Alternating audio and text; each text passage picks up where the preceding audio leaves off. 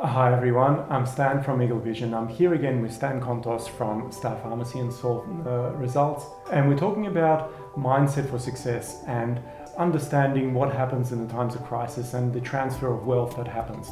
In this episode, we want to talk about your personal well-being. So rather than a mindset or some of the opportunities that come up, how do successful business people take advantage of these times, but also be in the right state of mind? So, Stan, having been in the medical field yourself, how do you prepare? What do you do to manage these times, which are really uncertain? You know, I look at health as something that we're either going to invest. We're going to invest a certain amount of money in our life. We're either going to invest it in prevention, or we're going to have to invest it in cure. So better to invest it in prevention. And having a background as a pharmacist, I know the value of health and the value of our health linked to our wealth. Because if we were to make all the money in the world and then we didn't have our health, we'd be spending all that money trying to get our health back. But if we have our health, we can enjoy our wealth. And so there's certain principles that we want to adopt in our life to give ourselves the best opportunity for a long, healthy life. Because it's all about risk management. So we need to look at areas like nutrition, make sure we're eating healthy. We need to look at areas like adequate sleep, areas like exercise, areas like meditation and stillness and rest. So these are the areas that will give us the best opportunity to having a long life. Yeah. And if many of us in the property game and enjoying making capital and cash out of property, well, let's enjoy it for the long term ourselves, our families, and also help others.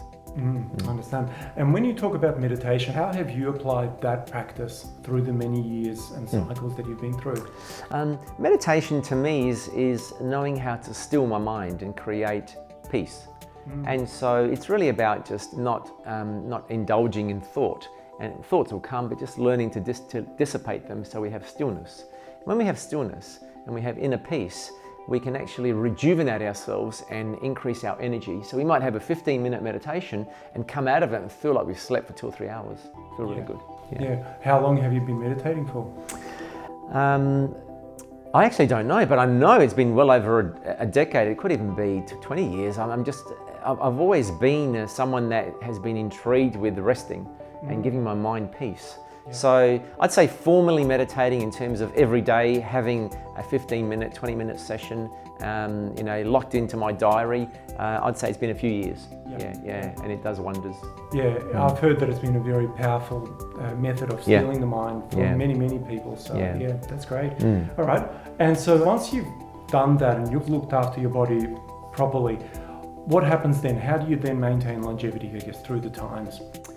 Again, it's all about risk management, Stan. And so if we do all the right things, we then increase the chances of living a long life. Now, of course, there's going to be genetic factors. There always is. We have genes from our family, and our family may have heart disease, or we may have histories of strokes and histories of blood disorders, whatever it is. But by looking after ourselves, we can actually delay the activation of those genes to a much later in life.